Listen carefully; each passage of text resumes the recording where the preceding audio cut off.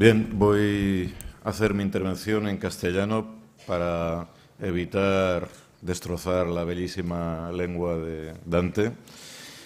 Y voy a intentar resumir, porque es verdad que quizás vamos a disponer de menos tiempo, pero creo que lo que se ha explicado aquí desde esta tribuna anteriormente valía la pena que tomara su tiempo, porque es una exposición sobre cuestiones realmente importantes para el futuro de nuestros países e incluso el futuro del planeta. Quiero también agradecer la invitación del Movimiento 5 Estrellas, pues para tener la oportunidad de compartir hoy con ustedes estas inquietudes. Muchas gracias. Bien, para entender la utilidad de lo nuevo, hay que ver por qué no funciona lo viejo. ¿Qué es lo que ha pasado para que el modelo, la arquitectura financiera del mundo nos haya llevado a la crisis en la que nos encontramos y nos haya llevado a la necesidad de buscar otras alternativas? Al final de la Segunda Guerra Mundial, como ya os he explicado, se genera una arquitectura financiera que tiene su base en el Fondo Monetario Internacional y el Banco Mundial, que, a pesar de su apariencia de formalismos económicos, de supuesta exactitud científica, en realidad, como no puede ser de otra manera, no dejan de ser instrumentos geopolíticos. Instrumentos geopolíticos al servicio de aquellos que siempre han tenido la mayoría y el control de estas instituciones, que han sido los Estados Unidos de Norteamérica. En una primera fase, al salir de la Segunda Guerra Mundial, la función de estas instituciones, en un contexto de Guerra Fría y de descolonización, fue la reconstrucción de Europa occidental. Fue una reconstrucción que, a través del Plan Marshall, hay que reconocer que sirvió para recomponer muy rápidamente estas economías de Europa occidental. Había latente un interés de los propios Estados Unidos de América, no solo de cara a la Guerra Fría, sino respecto a su propia economía interna. Al final de la Primera Guerra Mundial se salda con una terrible crisis por la paralización que supone para la economía norteamericana el final de la guerra. El Plan Marshall permite desarrollar Europa occidental, pero también evita esa depresión al final de la guerra en los Estados Unidos.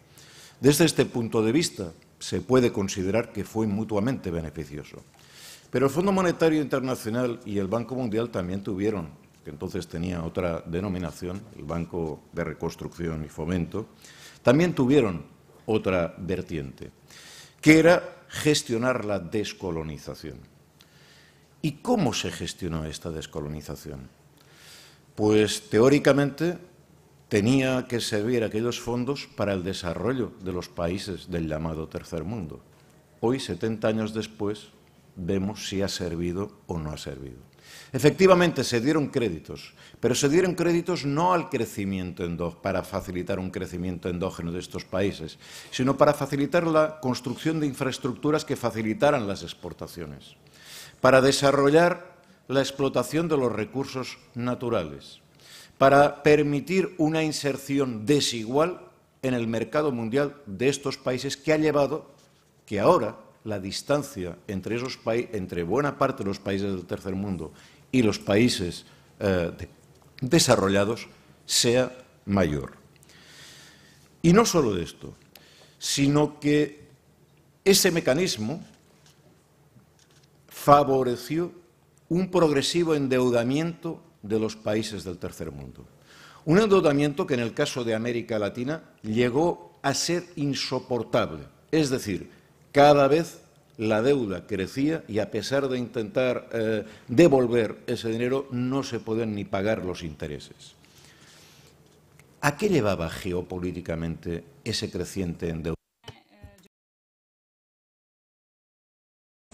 La nacionalización que esos países habían hecho en el momento de la descolonización se revirtiera y viéramos cómo se iniciaba un proceso de privatización del agua, de la energía, de la tierra, de los recursos básicos de esos países del tercer mundo. Desde luego, esto no ha permitido su desarrollo. Vemos en muchos de estos países, y en particular en África, cuál es la consecuencia de esta actividad del Fondo Monetario Internacional y del Fondo y del Banco Mundial. Pero no es la única pieza que queda obsoleta.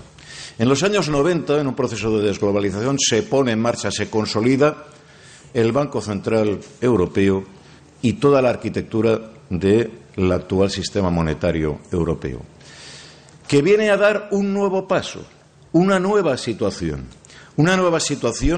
en que los países del sur de Europa empiezan a ser tratados como ayer los países que se descolonizaban. Se repite el mismo proceso. Se facilitan aquellas infraestructuras que no está muy claro que sirvan para desarrollar a los países.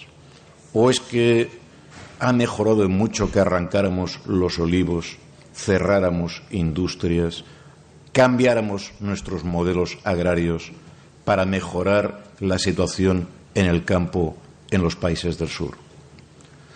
Es un proceso en que se quita a los países del sur de Europa el control de su sistema monetario, se pierde la soberanía monetaria y se inicia un círculo vicioso de una deuda a la que podemos ver escandalosamente cómo ahora se culpabiliza a los países del sur. Un proceso en que cada año tras año, y especialmente después del estallido de la crisis, esa deuda crece y se exigen nuevos sacrificios, entre ellos lo que se mencionaba aquí, la privatización del sistema de educación, pero también de la sanidad, de la energía, del agua, a los países del sur, para que sean captados por grandes monopolios que no se ubican precisamente en el sur de Europa. Es escandaloso escuchar hace unos días al señor Juncker culpabilizar a Syriza de falta de solidaridad. ¿Cómo pueden acusar de falta de solidaridad al pueblo griego, que está sufriendo desde hace 7 años jornadas de trabajo más largas, situación de miseria en la sanidad, en la educación, y lo puede hacer el señor Juncker, ese señor que hace 4 días, cuando presidía Luxemburgo, estaba favoreciendo la evasión fiscal de las grandes empresas en Europa? ¿Quién es esa persona para hablar de solidaridad y de responsabilidad social? Nos han tomado el lenguaje, se están revirtiendo con una enorme hipocresía las responsabilidades. Pero esto va más allá del crecimiento de una deuda. Implica la pérdida de capacidad productiva. No solo de capacidad productiva, que cierren cada día fábricas, que nuestros campos queden sin cultivar. No. También ataca nuestra capacidad tecnológica, nuestra capacidad intelectual. Solo basta ver, desconozco las cifras en Italia, pero en España vemos año tras año menos estudiantes universitarios porque menos gente puede pagarse esos estudios superiores. Y aquellos que han acabado los cursos universitarios tienen que emigrar al extranjero a prestar sus conocimientos fuera del país que les ha pagado sus estudios. ¿Es esto desarrollo? ¿O esto es la deuda perpetua? La reprivatización de los recursos que son los pueblos del sur quienes han contribuido a construirlos, porque la sanidad pública en España o en Italia no nos la han pagado los alemanes, ni nadie. La han pagado con su esfuerzo los trabajadores que estuvieron antes que nosotros. El sistema universitario no nos lo ha regalado nadie. Nuestros sistemas de pensiones no son una gracia concedida del cielo. Han estado acumulados por el esfuerzo de años y años de millones de trabajadores. Y se nos dice que no hay alternativa, que es esto o el caos. Y es verdad que la situación es complicada, porque romper la cárcel del euro, romper la cárcel del sistema monetario donde estamos, no es fácil. Si no, veamos lo que ocurrió en Argentina con su corralito y todas las dificultades. El momento de la ruptura es durísimo. Ahora bien, veamos qué ocurría en Argentina 2 o 3 meses después. la economía se reactivaba. Es decir, la dificultad está en el momento de ruptura. Y aquí vengo a llevar el tema de hoy, el tema de los BRICS y el tema del nuevo Banco de Desarrollo. Porque esto es una oportunidad. En el momento de la ruptura, el problema es cómo se evita un bloqueo momentáneo de la economía. Y disponiendo de un mundo más plural, más multipolar, los países del sur tenemos más recursos. Tenemos más recursos para reactivar nuestras economías paralizadas, nuestras fábricas hoy cerradas, para reactivar la diversidad productiva, para volver a cultivar nuestros campos y para insertarnos directamente en el mundo sin intermediarios, para aportar nuestra capacidad de diseño, nuestra capacidad tecnológica, nuestro conocimiento que hoy es ocioso. Hoy tenemos a nuestros médicos trabajando de camareros. Hoy tenemos a nuestros ingenieros trabajando de taxistas porque no pueden utilizar su fuerza productiva, su capacidad, porque estamos en una cárcel de un sistema monetario que nos obliga a paralizarnos para que malvendamos nuestros recursos naturales. Hasta en el caso de Grecia se le pide que vendan sus islas, sus monumentos históricos para recuperar esa supuesta deuda. El BRIC, los países del BRIC, desde luego, no se les puede llamar, como también planteaba el señor Klimov de manera muy clara, no se les puede llamar a rescatar a nuestras economías, a que paguen nuestra deuda. Aquí el problema lo tienen que resolver los pueblos de Europa. El nuevo Banco de Desarrollo, en todo caso, se le puede convocar, buscar su complicidad y solidaridad en un plano mutuamente ventajoso para llegar a acuerdos viables económicamente. El problema de partida de intentar devolver una deuda impagable y en muchos casos ilegítima, como muestra el estudio que hoy Leonidas nos distribuía sobre el carácter y el origen de la deuda en Grecia, en buena parte ilegítimo y fraudulento, este problema se debe resolver sobre una revisión de la deuda. Pero lo que sí es importante es que tenemos alternativas porque nuestros países son capaces de producir alimentos. Si alguien nos vende petróleo, lo podemos pagar. Si alguien nos vende recursos, tenemos agricultura, tenemos capacidad turística, tenemos capacidad de producción. No es que nuestros países hayan sido arrasados por una guerra que nos haya dejado sin tejido productivo, sin conocimiento, sin población con capacidad de creatividad. El problema es que cada vez que intentamos levantar la cabeza y creamos un pequeño excedente, inmediatamente se va hacia el pago de una deuda que nos han impuesto básicamente, no conozco en el caso de Italia, pero en el caso de España clarísimo, básicamente para devolver las inversiones que bancos alemanes habían puesto en nuestro país, pero no habíamos sido los ciudadanos españoles que les habíamos llamado a que vinieran a especular en el mercado mobiliario. Si hubieran ganado dinero, seguro que no lo hubieran repartido con la ciudadanía de España. Si lo han perdido, si se han metido en negocios especulativos y fraudulentos, no es el pueblo español, a costa de las pensiones, la sanidad y la educación, quien tiene que hacer este rescate. Necesitamos partir de cero, necesitamos un reset. Y hoy la nueva estructura, esta multipolaridad, nos lo permite. Pero nos queda un último reto. Tenemos esa posibilidad geopolítica en el mundo del siglo XXI.